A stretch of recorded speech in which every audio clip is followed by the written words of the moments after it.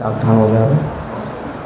ओम नमः सिद्धेभ्यः, ओम नमः सिद्धेभ्यः, ओम नमः सिद्धेभ्यः। रमो अरिहन्ताणं रमो सिद्धाणं रमो आयरियाणं रमो वज्रायाणं रमो लोये सवसाहुणं मोक्षमार्गस्य नेतारं भेत्तारं कर्मभूभृतां ज्ञातारं विश्वतत्त्वानां वन्दे तद्गुणलब्धये।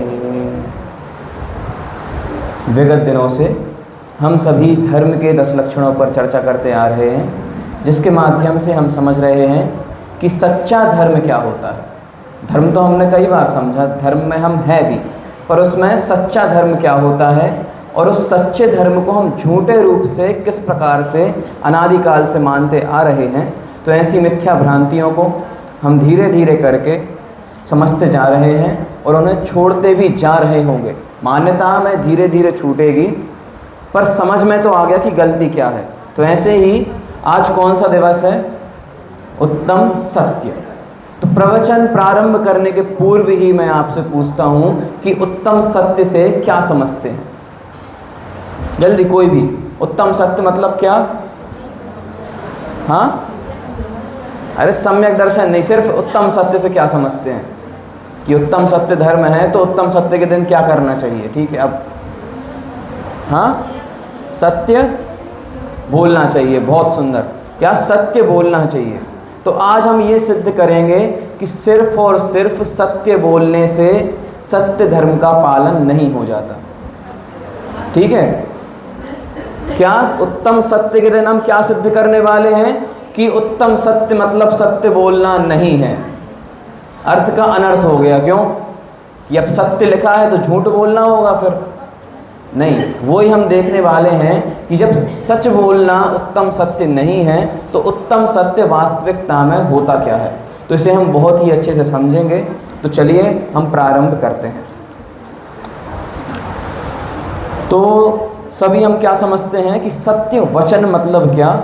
उत्तम सत्य। सत्य वचन बोल दिए मतलब उत्तम सत्य धर्म का पालन हो गया। पर हम देखेंगे कि सत्य वचनों में और उत्तम सत्य धर्म में जमीन आसमान का अंतर है। दोनों बहुत भिन्न हैं। एक जड़ की परिणति है और एक चेतन की। दोनों एकदम ही भिन्न है। और यदि फिर भी हम माने कि सच बोलना अच्छी बात है, सत्य हमें बोलना चाहिए, अच्छी बात है, क्योंकि तो उसमें भी क्या, हम सच क्यों बोलते हैं? एक बार विचार करो। ठीक है, हम किसी से भी सत्य बोलते हैं तो हम क्यों बोलते हैं? दुकानदारी में यदि हम सच बोल रहे हैं तो क्यों बोल रहे हैं? उससे क्या मिल जाए हमें?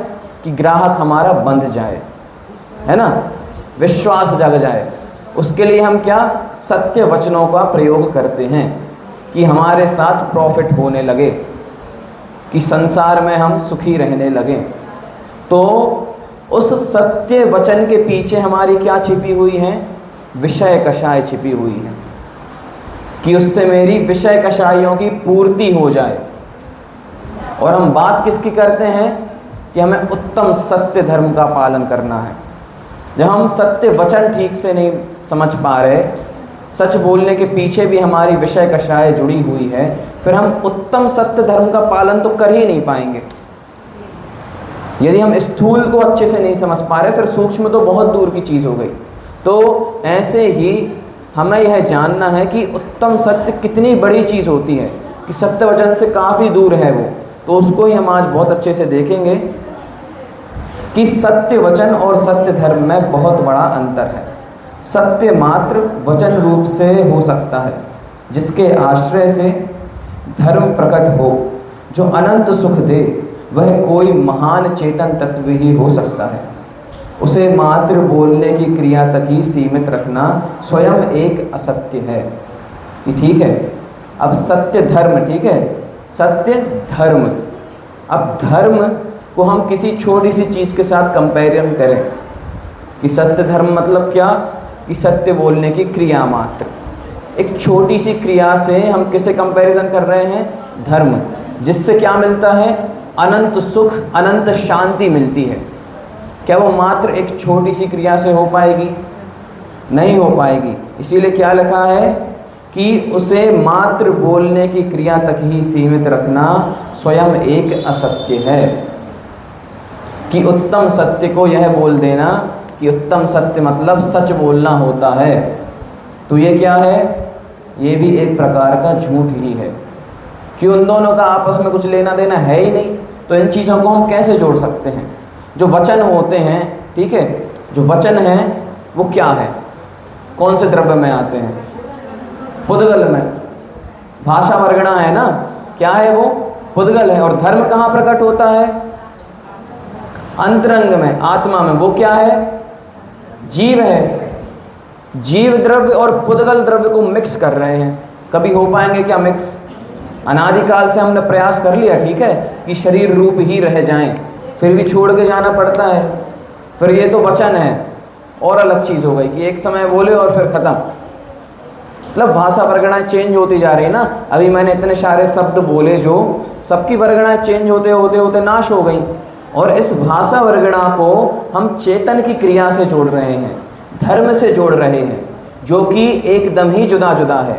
सबसे पहला पॉइंट हमने क्या देख लिया कि एक जड़ की क्रिया है, पुद्गल की है, अजीब है, और एक किसकी है? चेतन की, आत्मा की। तो सबसे बड़ा पॉइंट तो हमारे पास ये ही मिल गया कि सत्य वचन और सत्य धर्म में बहुत अंतर है। एक जीव और एक पुद्गल। सीधा सीधा सबसे बड़ा हमें ये उत्तर मिल गया। फिर भी अभी भी काफ़ी सारी शंकाएं हैं। क्या फिर हम सच बोलना छोड़ दें? यदि ये सत्य नहीं है, फिर क्या सत्य है? फिर सत्य तो ख़त्म ही हो जाएगा। जो मन में आ रहा वो बोलो, जब ये धर्म है ही नहीं, इससे कोई लेना देना ही नहीं है। तो उस बात को भी हम आगे समझेंगे कि जैन धर्म में ऐसा नहीं है कि यह नहीं बताया गया हो। जैन धर्म में भी 4 प्रकार से सत्य को कैसे फॉलो करना है वो भी बताया गया है। कैसे? सत्यानुव्रत, सत्य महाव्रत, भाषा समिति और वचन गुप्ती। सबने सुने हैं ये? फिर से बोलूं? सत्यानुव्रत, सत्य महाव्रत, भाषा समिति और क्या? वचन गुप्ती। सत्यानुव्रत में क्या होता है? श्रावक पालते हैं कि स्थूल रूप से क्या कर देते हैं? झूठ बोलने का त्याग कर देते हैं स्थूल रूप से, क्योंकि श्रावक जीवन में पूर्ण रूप से नहीं हो सकता। अब सत्य महाव्रत क्या? कि स्थूल विस्थूल कुछ नहीं, पूर्ण रूप से झूठ बोलने का त्याग ही रहेगा। भाषा समिति मतलब क्या? कि मुनिराजों की होती है कि जब भी यदि वो सत्य भी बोलेंगे तो कैसा बोलेंगे? हित मित प्रिय बोलेंगे, कि ऐसा सत्य कि किसी को कठोर ना लग जाए, अच्छा लगे सबको, सुगम हो। और लास्ट कौन सा ऑप्शन है? वचन गुप्ती, कि बोलना ही नहीं है, ख़त्म बात। तो जो मैंने अभी ये क्रम बोला उसका लेवल उल्टा करके है कि सबसे ऊपर है वचन गुप्ती, उसके बाद भाषा समिति, उसके बाद कौन सा? सत्य महाव्रत, और लास्ट में सत्यानुव्रत। सबसे पहले तो कुछ बोलो ही मत, सबसे बेस्ट। जितने भी दुनिया में विवाद होते हैं, कुछ भी होता है, क्या होता है? इसने ऐसा बोला, उसने वैसा बोला, मिसअंडरस्टैंडिंग हुई और बस दिक्कत हो गई। समझने में सबके क्योंकि फेर रहता है, किसी की बुद्धि राग द्वेषमयी होती है, किसी की साफ रहती है, किसी को और तीव्र राग रहता है। तो ऐसे एक बात पास की, धीरे धीरे पहुँचते पहुँचते इतनी बड़ी बात बन जाती है कि बोलने वाले को अचंभा होता है, ये तो मैंने बोला ही नहीं था। क्यों प्रॉब्लम हुई? बोलने की वजह से। तो सबसे पहला बेस्ट ऑप्शन क्या है कि बोलो ही मत, वचन गुप्ती। और यदि फिर भी बोलना है तो क्या? हित मित प्रिय वचन बोलो। ऐसे वचन बोलो कि जिससे किसी को कोई प्रॉब्लम हो ही ना सके, भले ही उसमें कितना भी मिर्च मसाला लगा दे तो भी उसका बुरा हो ही ना सके। किसी ने बोला कि आत्मा में सुख है, अब इसमें अलग से क्या वो जोड़ देगा कोई व्यक्ति? मुनिराज की बातों में तो यही आता है, हितोपदेश की बातें आती हैं, उसे नेगेटिव वे में कोई कर ही नहीं सकता। ठीक है, यदि बोलना है तो कैसे बोलो? हित मित प्रिय वचन। फिर क्या आया कि किंचित मात्र भी झूठ मत बोलो। महाव्रत है ना, कौन सा? सत्य महाव्रत, कि झूठ बोलना ही नहीं है। और श्रावक जीवन में है यदि, तो बहुत बड़ा झूठ तो मत बोलो, स्थूल। अब झूठ बोलने की प्रेरणा नहीं है, ठीक है, इसमें ये बात भी याद रखनी है कि अणुव्रत मतलब ये नहीं कि छोटे मोटे झूठ चल जाएंगे।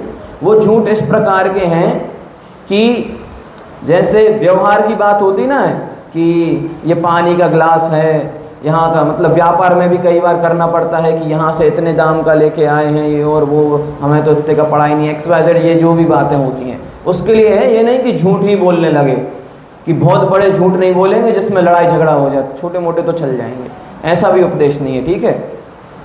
क्या पॉइंट आया कि बोलो ही मत, बोलना है तो अच्छे से बोलो, झूठ बिल्कुल भी मत बोलो, यदि थोड़ा बहुत हो तो स्थूल रूप से ही चलेगा।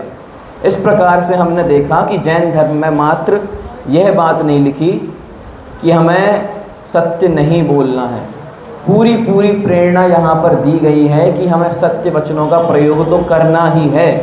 बस दिक्कत ये है कि उस सत्य वचन को और इस सत्य धर्म को हमें एक रूप से नहीं जोड़ना है, क्योंकि दोनों में बहुत ही ज़्यादा भिन्नताएं हैं। और आगे देखते हैं कि क्या बात आती है कि यदि हम सत्य धर्म को वचन तक सीमित कर देंगे तो उसकी खोज ही खो जाएगी। आगे क्या प्रॉब्लम आएगी कि हमें चाहिए सत्य धर्म था पर हमें मिल गया सत्य वचन, तो हमने उसे ही क्या किया, धर्म मान लिया। क्या पॉइंट बोला कि यदि हमने सत्य वचन को ही क्या कर लिया, धर्म मान लिया, तो हम जिस धर्म को खोज रहे हैं उसकी खोज बंद हो जाएगी, ठीक है। जैसे कि चोरी हुई कहीं पे, पुलिस ने ढूंढना चालू किया, ढूंढना था किसी और चोर को, पर किसी निरपराधी को पकड़ लिया, तो उसको पकड़ लिया, अब किसी और को ढूंढेंगे क्या, उसी को चोर मान लिया ना कि ये ही चोर था, भले ही उसने कोई गलती नहीं की, और वो दूसरा जो चोर है वो चोरी पे चोरी किए जा रहा, तो उसकी खोज तो बंद ही कर दी। तो उससे क्या प्रॉब्लम्स क्रिएट हो रही हैं, और इसको चोर मान बैठे तो बस अब कुछ नहीं करना।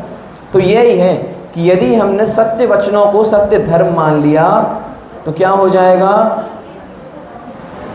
क्या हो जाएगा, नहीं सुना क्या, सत्य धर्म प्रकट नहीं हुआ, ये तो है बात, पर हम जिसे खोज रहे हैं उसकी खोज बंद हो जाएगी। ये है मेन पॉइंट कि हमें पहले यह जानना है कि हमें जानना किसको है, तब जाके तो हम कुछ काम कर पाएंगे। कि हमें कहीं जाना है, ठीक है, जैसे मुझे जावरा आना है, तो पहले मैं जानूंगा ना कि ये मध्य प्रदेश में है, उत्तर प्रदेश में है, दिल्ली में कहाँ है। अब पता ही नहीं और निकल गए, जो सामने ट्रेन दिखी उसमें बैठ गए, पहुँच जाऊँगा क्या, नहीं पहुँचूँगा ना। तो यही बात है कि हमें जिसके यहाँ जाना है, जिसको हमें प्राप्त करना है, सबसे पहले उसे जानना होगा, तब जाके हम उसके पास पहुँच पाएंगे। तो हमें सत्य, यदि हमें सत्य धर्म को जानना है, उत्तम सत्य को जानना है, तो पहले हमें यह मानना होगा कि हमें उत्तम सत्य को ही जानना है, ना कि सत्य वचनों के पीछे पड़ जाना है। दूसरे ट्रैक पे पहुंच गए वो तो हम, ठीक है। इस बात से हमें क्या समझ में आ रहा है कि हमें जानना क्या है, क्या जानना है कि सत्य धर्म क्या है। सत्य वचन तो हमने सुन लिया, ठीक है ना। सत्य वचन भी जैन धर्म में बताए गए हैं 4 प्रकार से। कौन कौन से रिपीट करेंगे, एक बार बोलिए। 2 बार रिपीट किया था, फिर से सत्यानुव्रत से, हाँ, क्रम से सत्य महाव्रत, ठीक है, भाषा समिति कहाँ गई, और लास्ट वचन गुप्त। एक और बार बोलो अच्छे से, हाँ, भाषा समिति और वचन गुप्ति, बहुत बढ़िया।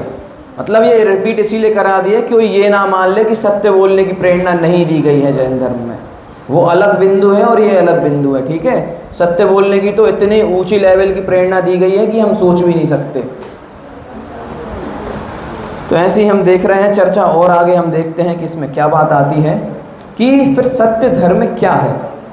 ऐसा जिज्ञासु सत्य धर्म को पा भी लेंगे, पर जो इसे सत्य वचन पर सीमित कर चुके हैं उन्हें ये नहीं मिलेगा, ठीक है।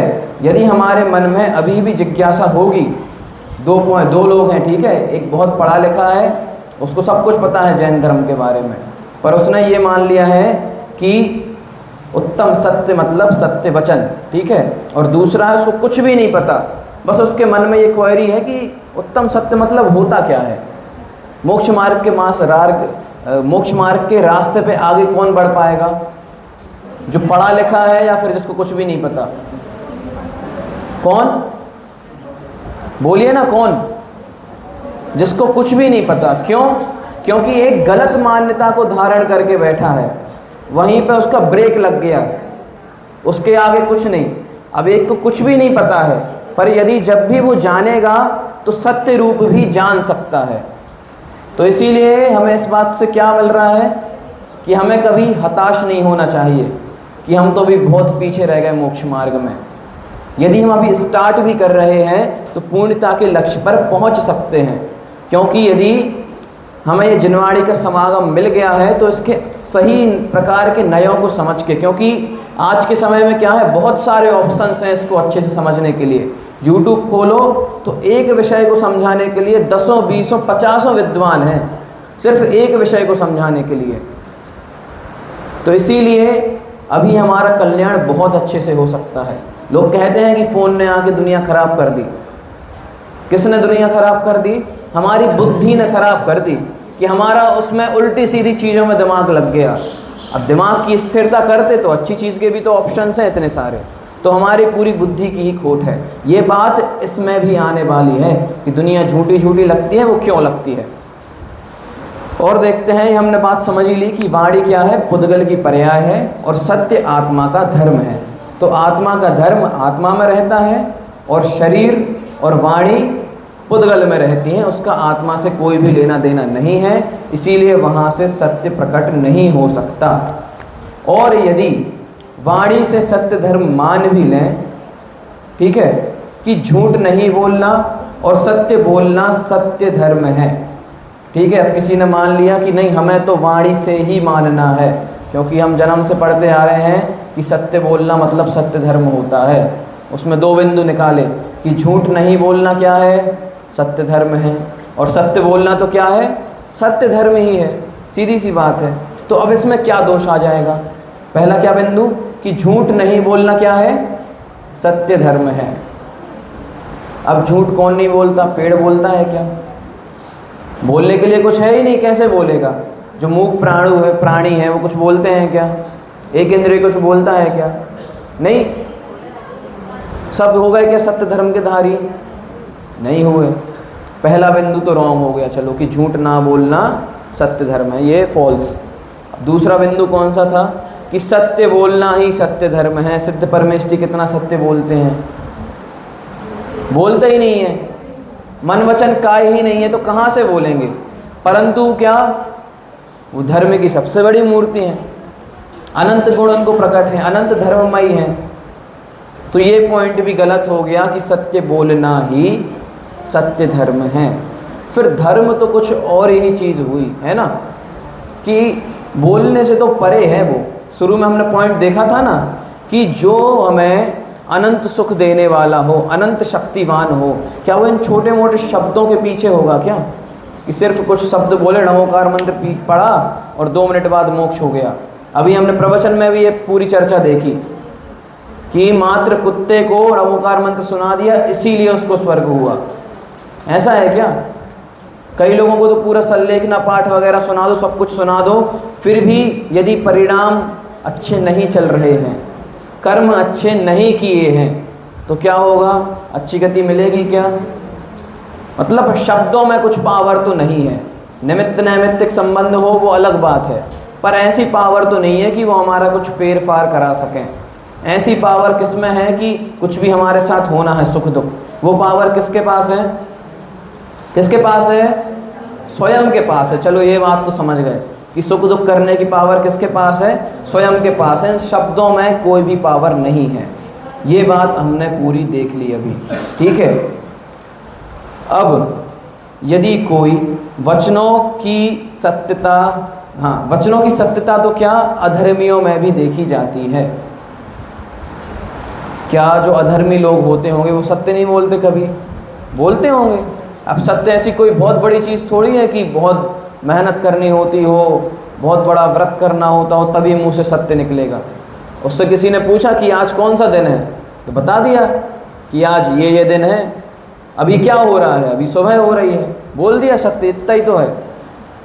कोई भी बोल सकता है अज्ञानी, ठीक है। पर सत्य धर्म किसे हो सकता है? मात्र और मात्र सम्यक दृष्टि ज्ञानी जीव को। फिर से ये बात आ गई कि वचनों से कुछ नहीं होता, ठीक है।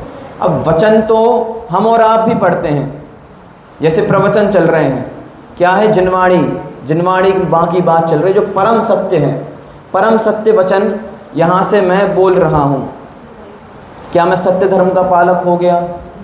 नहीं हुआ। क्यों? ये भी मात्र बोलने की क्रिया है।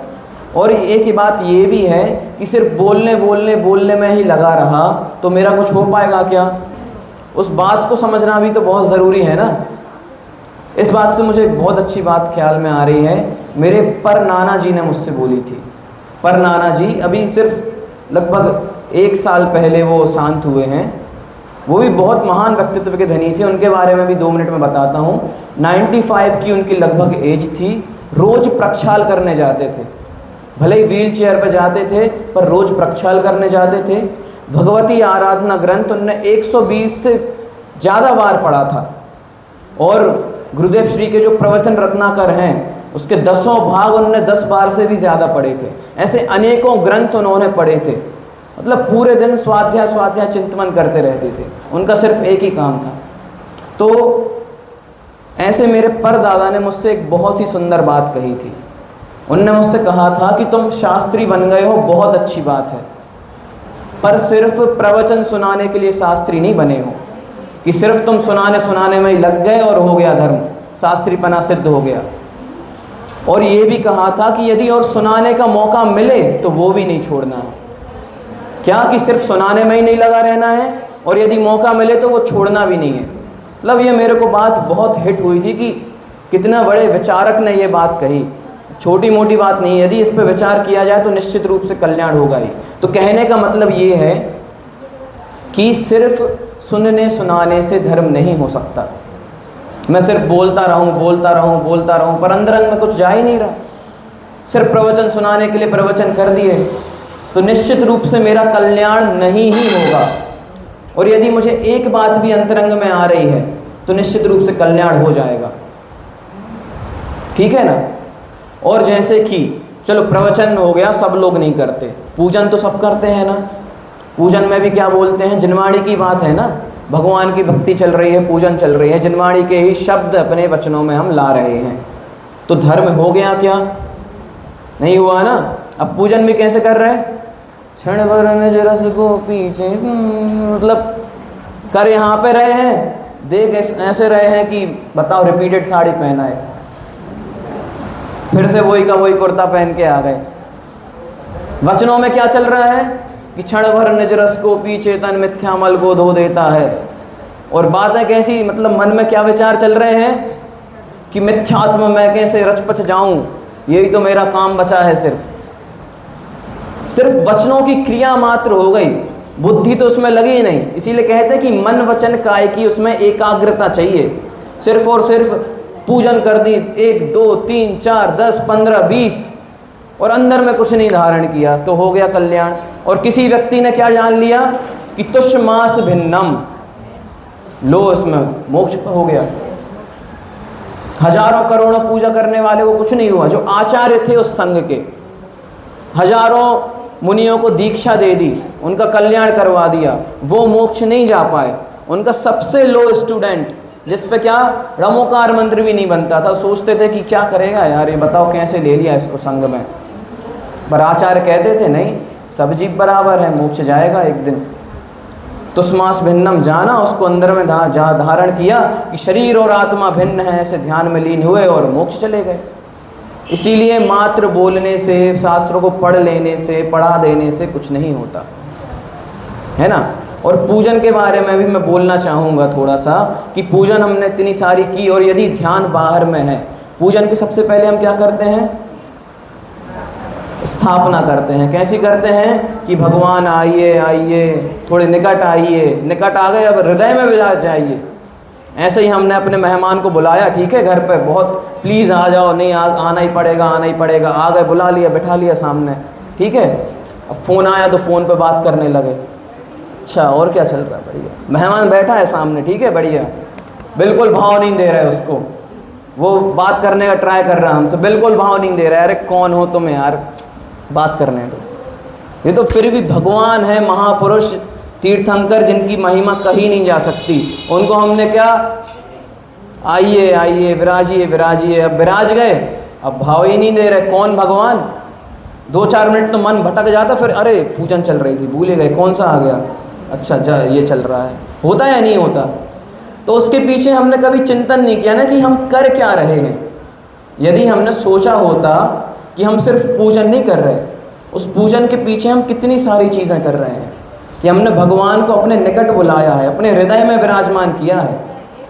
ऐसे हृदय में विराजमान करके यदि हम यहाँ वहाँ ध्यान भटका रहे हैं, तो हम कितनी बड़ी अवहेलना कर रहे हैं। चलो मेहमान तो बहुत छोटी चीज़ बोल दी थी मैंने, भगवान का पद हम किसी से कंपैरिजन नहीं कर सकते दुनिया में। फिर भी यदि कोई माने कि उच्च पदधारी है, जैसे प्राइम मिनिस्टर को, प्राइम मिनिस्टर से मिलना कितना टफ है, ठीक है ना। प्राइम मिनिस्टर को हमने घर पे बुलाया और ऐसे उनके सामने बात करने की हिम्मत भी होगी क्या? फ़ोन बाहर ही छोड़ के आ जाएंगे, गलती से बज भी ना जाए।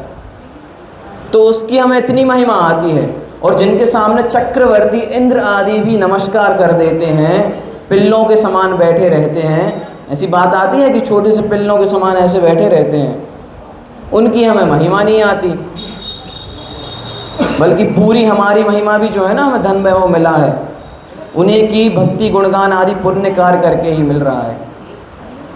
तो मेरा कहने का मतलब ये है कि हम जो भी क्रियाएं आदि कर रहे हैं, उसके पीछे का हमारा प्रयोजन क्या है, वो हमने किया क्यों था, उसको समझना चाहिए। तो हम यदि पूजन का सिर्फ और सिर्फ एक छंद भी पढ़ेंगे, तो उससे भी हमें निश्चित रूप से कल्याण की प्राप्ति हो जाएगी। किससे? कि हमने अपना ध्यान एकाग्र किया, हमने ये जाना कि हम कर क्यों रहे हैं, मैं कौन हूँ, आया कहाँ से और मेरा रूप क्या। बहुत इम्पोर्टेंट लाइन है ये, इसको हमें हर चीज़ पे घटित करके देखना चाहिए कि यदि मैं ये काम कर रहा हूँ तो ये क्यों कर रहा हूँ, इसका रिज़ल्ट क्या आएगा। इससे धार्मिक जीवन तो निश्चित रूप से सुधरेगा ही, लौकिक में भी बहुत ज़्यादा सुधार आ सकता है। हर चीज़ को हम पहले से प्रेडिक्ट करने लगे ना, कि यदि हम ये कर रहे हैं तो इससे हमारा कुछ प्रॉफिट है या नहीं। परंपरा चली आ रही तो कर दिया, ये वाला अर्घ, ये वाला, मतलब ये इससे कुछ नहीं होने वाला है। और उन पंक्तियों को हमने अपने अंतरंग में धारण कर लिया तो भगवान के बाजू में जाने का मौका मिलेगा, स्वयं भगवान बन जाएंगे, फिर हमें किसी को अर्घ नहीं चढ़ाना पड़ेगा। जैन धर्म में सबसे महान बात ये ही है कि सिर्फ पूजा नहीं करनी है, पूजा करने के बाद का प्रयोजन जो सिद्ध करना है हमारा मुख्य, तुम जैसा बनने के कारण शरण तुम्हारी आया, उस बात पे हमें लक्ष्य करना है, फोकस करना है, तब जाके हमारा कल्याण निश्चित रूप से होगा ही, होगा नहीं, होगा ही। क्यों? क्योंकि हम उस समय किसको जानेंगे? स्वयं की भगवान आत्मा को जानेंगे। और यदि भगवान आत्मा को जान लिया तो आज तक कोई भी ऐसा व्यक्ति नहीं है जो भगवान आत्मा को जानकर उल्टी सीधी गतियों में गया हो। वो बात आती है ना कि आज तक जितने भी सिद्ध हुए हैं वो कैसे हुए हैं? हाँ, भेद विज्ञानतः सिद्धा सिद्धा ये किल केचना, कि जितने भी सिद्ध हुए हैं वो भेद विज्ञान के द्वारा हुए हैं। अब भेद विज्ञान कैसे होता है? स्वयं के अंतरंग को जानने से, अंतरंग में जितने भी विकार आदि आ रहे हैं उनका भेद करने से, और जो विज्ञान घन अपने अंतरंग में विराजमान है उसको जानने से, सिर्फ इतनी सी क्रिया से अनंत सुख को प्राप्त कर सकते हैं। तो ऐसी ही बात हम समझ रहे हैं सत्य धर्म के बारे में ही, कि मात्र बोलने की क्रियाओं से, वचन की क्रियाओं से हम सच्चे सत्य धर्म को नहीं देख सकते। सत्य धर्म तो अपने अंतरंग की क्रिया होती है, अपने आत्मा की क्रिया होती है। वचनों मात्र से यदि उसे सीमित करेंगे तो निश्चित रूप से हमारा कल्याण नहीं होगा। और आगे देखते हैं कि हमने इतनी देर से ये चर्चा सुन ली कि ये सत्य धर्म नहीं है, वो सत्य धर्म नहीं है, फिर सत्य धर्म है क्या?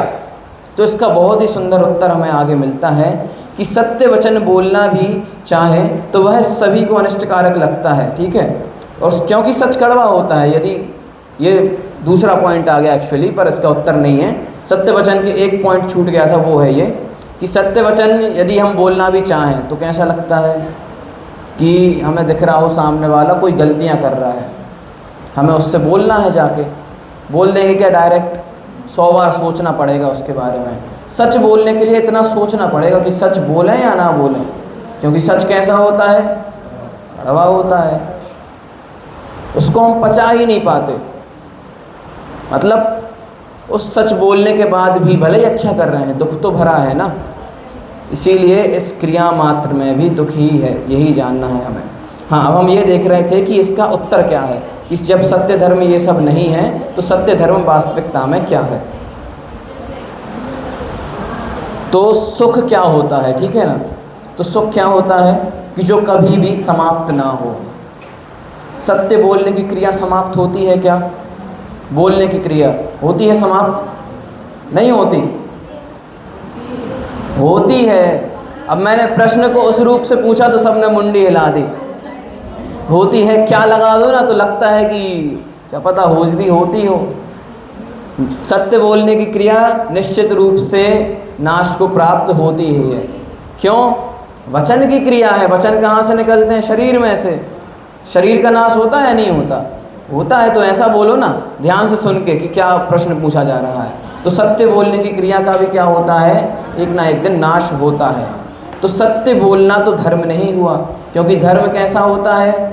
जिसका कभी भी नाश ना हो, और जिसका नाश हो जाए वो धर्म नहीं होता। तो ऐसा ही धर्म एक क्या है? सद्द्रव्य लक्षणम, कि या फिर वस्तु स्वभावो धम्मो, जो वस्तु का स्वभाव है वही क्या है? धर्म है। बस छोटी सी बात कि सत द्रव्य लक्षणम, द्रव्य का लक्षण क्या है? सत। जो उसका धर्म है वो क्या है? बस वो ही है। जो ऐसा द्रव्य है मतलब वो ही है। यदि जीव है तो जीव ही है, बस जीव जीव है, पुद्गल पुद्गल है। बाकी जितने भी चीज़ों पर लगाना है सब पे यह घटित कर देंगे तो एक ही पॉइंट निकल के आएगा, क्या? कि सद्द्रव्य लक्षणम। वस्तु का स्वभाव कैसा है? जैसा है वैसा ही है, अलग से कुछ भी फेर बदल उसमें हम नहीं कर सकते। और यदि हम इस बिंदु को अच्छे से समझ लेते हैं तो हमारी पूरी जो समस्याएं हैं वो एक बार में समाधान हो जाएगा। कैसे हो जाएगा वो हम देखते हैं कि सत्स्वभावी आत्मा के आश्रय से आत्मा में जो शांत स्वरूपी वीतराग परिणति उत्पन्न होती है उसे निश्चय से सत्य धर्म कहते हैं। आज प्रवचन में इतनी देर बाद इसकी परिभाषा आई है, जो मैं रोज़ सबसे पहले बोलता था कि इस धर्म को क्या क्या कहते हैं। तो क्या ये परिभाषा सत्य धर्म की? कि सत्स्वभावी आत्मा के आश्रय से जो शांत स्वरूपी वीतराग परिणति उत्पन्न होती है उसे क्या कहते हैं? वास्तविकता में उत्तम सत्य धर्म कहते हैं। सत्स्वभावी आत्मा, आत्मा का जैसा स्वरूप है उसको जब उसी रूप हम जानेंगे तो क्या हो जाएगा? सत्य धर्म का हमें पालन हो जाएगा। बस इतनी छोटी सी बात है कि हम जो हैं बस वैसे ही मान लो, हो गया, कुछ नहीं करना। और यदि एक धर्म हो गया तो बाकी भी हो ही जाएंगे। पहले दिन से समझते आ रहे हैं। क्या इतनी सी बात है, छोटी सी बात। क्या है? कि हम जो हैं बस उसको मान लो। बस यही हम अनादिकाल से मान नहीं पा रहे। अभी हम क्या हैं? जल्दी, अभी हम क्या हैं? ऐसे उत्तर बोलो ना, कोई जीव है। अरे सही आंसर दे दिया। फिर भी यदि जो हमारी अनादिकाल से भूल चलती आ रही है, अभी हम क्या हैं? मनुष्य हैं, पुरुष हैं, स्त्री हैं, जो भी लगाना हो वो लगा लो। बालक हैं, पिता हैं, माता हैं, यही मानते आ रहे हैं ना। कोई रात में चिल्ला दे, किसी ने चिल्लाया शाश्वत, रात के 3 बज रहे हैं, उठ जाऊंगा मैं जल्दी से, क्योंकि उस पर्याय में इतनी तन्मयता आ चुकी है। और ऐसी सिर्फ इसके साथ नहीं है, इस पर्याय के साथ अनंत काल से ऐसी ही तन्मयता आती जा रही है। और मैंने क्या बोला था? यदि धर्म प्रकट करना है तो क्या करना पड़ेगा? जो है सो उसी को वैसा मान लो। जो मैं हूँ बस मैं को खुद मान लो कि मैं ही हूँ। बस यही नहीं मान पा रहे। मैं को हम किसी और वस्तु को बना के बैठे हैं। मैं मतलब क्या? ये शरीर, मैं मतलब क्या, ये जो मेरी पर्याय है ये, परंतु वो मैं वाला है ही नहीं। मैं वास्तविकता में क्या हूँ ये हमें जानना पड़ेगा, जो कि जिनवाणी हमें हर क्षण पे, हर कदम कदम पे बताती आ रही है कि अपना स्वरूप क्या है। जीव जानने देखने मात्र का है, पर वस्तु के जो परिणमन आदि हो रहे हैं उससे हमारा कोई भी किंचित मात्र भी लेना देना नहीं है। तो ऐसी ही बात हम देखते आ रहे हैं। अभी 5 मिनट में हम एक और बहुत अच्छी बात समझने वाले हैं। हमने क्या समझा कि सद्द्रव्य लक्षणम, कि वस्तु का जैसा स्वभाव है वैसा ही है। यदि हमने इसको जान लिया, मैंने शुरू में बीच में बोला था ना अभी कि हमें दिक्कत क्या होती है कि हमें पूरा संसार झूठा दिखता है, कि संसार में तो कहीं अच्छे हैं ही नहीं लोग, हर जगह झूठ झूठ झूठ। तो वो क्यों होता है? क्योंकि हमारी मान्यता में प्रॉब्लम होती है कि नहीं, कि वस्तु जैसी है वैसी ही है, क्योंकि वस्तु का स्वभाव ही वही है। वस्तु जैसी है वैसी की वैसी ही है, पर उसमें हमारी जो मान्यता जुड़ी हुई है, यदि राग जुड़ा हुआ है तो सही लगेगी, यदि द्वेष जुड़ा हुआ है सेम टू सेम वस्तु के साथ तो बुरी लगने लगेगी। हमने ऐसा मोह राग द्वेष रूपी चश्मा पहन रखा है कि यदि हमने लाल कलर का पहन लिया चश्मा, सब कैसा दिखता है? लाल लाल दिखता है। तो वैसे ही हमने अज्ञानता रूपी का क्या पहना है? चश्मा पहन लिया है कि हर जगह अज्ञानता ही दिखती है, कहीं अच्छे लोग बचे ही नहीं हैं, हर जगह झूठ, ये चोरी मार, मतलब पूरा संसार एकदम नाश हो। अरे चश्मा उतार के तो देखो एक बार, प्रॉब्लम तो उसकी है ना। हमारे चश्मा क्या है? ज्ञान है, समझ लो, ठीक है। उस ज्ञान को एक बार निर्मल करके तो देखो, सब कुछ अच्छा दिखने लगेगा। प्रत्येक जीव कैसा? भगवान रूपी दिखने लगेगा। प्रत्येक जीव में भगवान आत्मा दिखेगी, और प्रत्येक जीव में जब भगवान आत्मा दिख रही है तो खुद में दिखेगी या नहीं दिखेगी? दिखेगी। तो पूरी प्रॉब्लम कहाँ पे है? मान्यता मात्र में है, पर वस्तु में कोई भी फेरबदल नहीं हुआ, उसका तो धर्म ही उसी रूप का है, वो तो सीधा सीधा परिणामित हो रहा था। हमने अपना राग द्वेष उसमें मिक्स कर दिया तो जाके दिक्कत हुई। तो कुल मिला के बात यही है, जितनी भी गलतियां आदि हैं वो सिर्फ़ और सिर्फ हमारी मिथ्या मान्यता, हमारे राग द्वेष, हमारे विकारी भावों से जुड़ी हुई हैं, ना कि सामने वाली वस्तु में कोई गलती है। वस्तु तो जैसी है वैसी ही है। यदि हम उसे सत्य मान लेंगे, अच्छा मान लेंगे तो वैसी है, बुरा मानेंगे, असत्य मानेंगे तो वैसी है। पर वस्तु का कुछ हुआ क्या? कुछ भी नहीं हुआ, कोई फ़र्क नहीं पड़ा, वो तो जैसी थी वैसी ही थी। दिक्कत कहाँ आई? सिर्फ़ और सिर्फ मान्यता में। इसीलिए इस मान्यता के कारण ही हम अनादिकाल से दुखी होते आ रहे हैं, और लोक में जिसको जैसा मानना है वो वैसा ही मानता है, चाहे भले ही कुछ भी हो। वो उदाहरण सुना होगा ना अपन ने कि एक हाथी आया और उसके सामने बहुत सारे अंधे व्यक्ति थे, कभी देखा ही नहीं आज से पहले हाथी।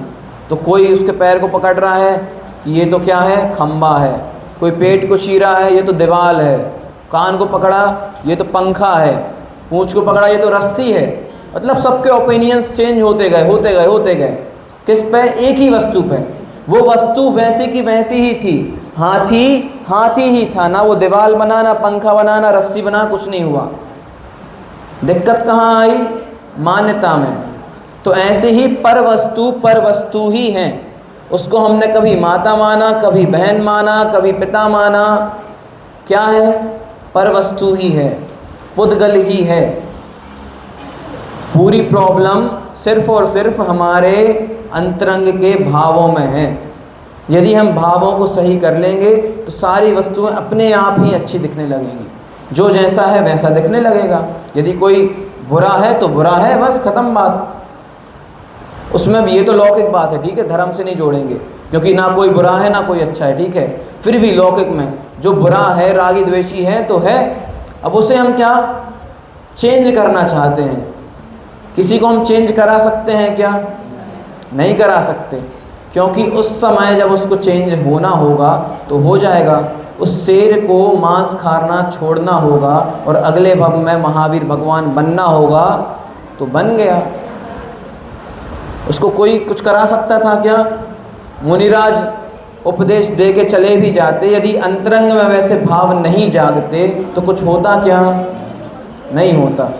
यदि अंजन चोर को अंदर से ये नहीं लगता कि धर्म में कितनी पावरफुल होगी, जो मैंने अशुद्ध मंत्र बोले यदि उसको शुद्धता से पढ़ने लगूँ तो कितनी पावर होगी, ये बात नहीं सोचता तो कुछ होता क्या? भावों में परिवर्तन हुआ ना।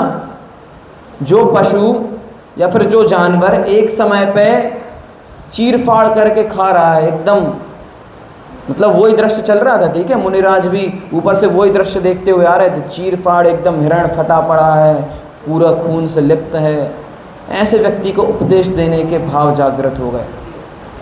ये तो कितनी महान बात है। मतलब श्रोता एक, दादा बोलते हैं ये बात, ठीक है, श्रोता एक, वो भी क्या, शेर, वो भी क्या कर रहा है, मांस खा रहा है, और उसको वक्ता कौन, दो, वो भी चारण रिद्धिधारी मुनिराज। तो दादा तो इस बात से ये बता रहे हैं कि उपदेश देने के लिए हमें श्रोता नहीं चाहिए कि जब भीड़ भाड़ इकट्ठी हो जाए तब जाके वे विद्वत्ता निकल पाएगी। यदि एक व्यक्ति भी सुन रहा है, यदि एक व्यक्ति भी नहीं सुन रहा है तो प्रति समय हम खुद की तो सुन रहे हैं ना, खुद को सुना लो, क्यों अलग से भीड़ भाड़ इकट्ठी करनी। ये तो अलग पॉइंट था। फिर भी बात क्या चल रही थी कि उस शेर ने यदि उस समय उस प्रकार के परिणाम नहीं किए होते, शुद्ध परिणाम, तो क्या मुनिराज की बात से वो मानता क्या कुछ? मुनिराज का तीर्थंकर भी दिव्य ध्वनि खिला देते, 24 ऐसा घेरा बना के, बीच में शेर, पूरे 24 तीर्थंकर घेरा बना के पूरी दिव्य ध्वनि का सार पूरा परोस दिया, पर उसको अंतरंग में धारण करनी ही नहीं है, मारीची बन के घूमना है। अच्छा, हमारे बारे में बुराई कैसे कर दी? तो क्या होगा? निश्चित रूप से गलत ही होगा, पाप ही लगेगा। तो इस प्रकार की बात है कि जो भी होता है हमारे अंतरंग परिणाम मात्र से होता है। वचन मात्र की क्रिया से हम इतने बड़े सत्य धर्म को कंपैरिजन कभी भी नहीं कर सकते। तो ऐसे ही वचन मात्र की जड़ आदि की क्रियाएं जो हम अनादिकाल से उसमें धर्म मानते आ रहे हैं, उसको छोड़ें और जो सत्य स्वरूपी भगवान आत्मा हमारे अंतरंग में विराजमान है उसे जानें। इसी मंगल भावना से अभी की वाणी को विराम देता हूँ। ओम नमः सिद्धेभ्यो। अभी हमारे 4 मिनट बाकी, 2 मिनट रुक जाइए। क्या लेके जा रहे हैं? कल ये अपनी बात छूट गई थी, ठीक है, ये बहुत इंपॉर्टेंट है। आपको लगता होगा कि सिर्फ ऐसा ही है, पर क्या लेके जा रहे हैं बहुत इंपॉर्टेंट चीज़ है।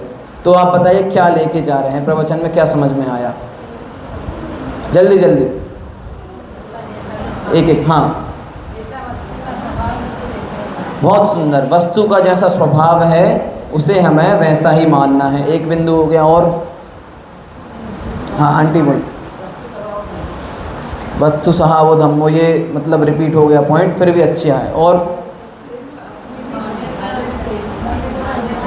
हाँ, सिर्फ हमें मान्यता को चेंज करना है। वस्तु तो ऑलरेडी अच्छी ही है, और यदि मान्यता में बुरी है तो जैसा मानेंगे वैसा ही है, पर वस्तु तो वस्तु है। और पुरुष वर्ग से कोई? जीव जुदा पुद्गल जुदा, बहुत बढ़िया, अपने स्वयं के चिंतन से बात बोली। प्रवचन में से क्या समझ में आया और कौन बताएगा? बहुत सुंदर। ये बिंदु छोड़ ही दिया कि सिर्फ सत्य वचन बोलने से सत्य धर्म का पालन नहीं हो सकता। उसके लिए क्या करना पड़ेगा अंकल? यदि हमें सत्य धर्म पालन करना है तो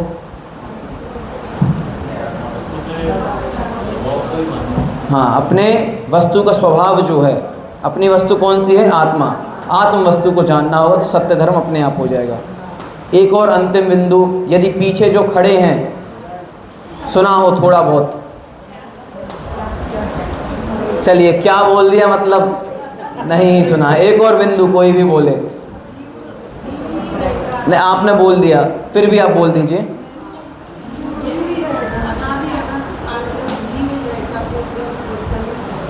बहुत सुंदर कि जीव जीव ही रहेगा, भले ही साथ में शरीर है, पूरे संयोग हैं, पर साथ में शरीर रहते हुए भी शरीर रूप नहीं हो जाएगा, और शरीर पुद्गल ही रहेगा, भले ही आत्मा का इतने अनादिकाल से संयोग है।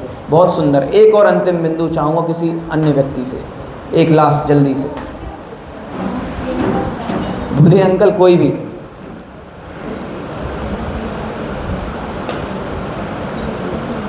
एक अंतिम बिंदु।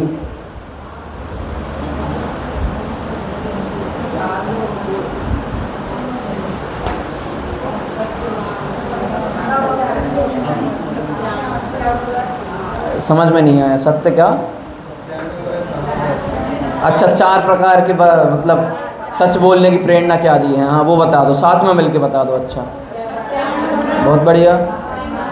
हाँ, भाषा। हाँ, बहुत बढ़िया। चलिए, इस प्रकार से आज हमने सत्य धर्म का वास्तविक स्वरूप जाना। ऐसे ही हम और भी धर्मों का निश्चित रूप से जानेंगे और उसे पालन भी करेंगे। इसी भावना से वाणी को विराम देता हूँ।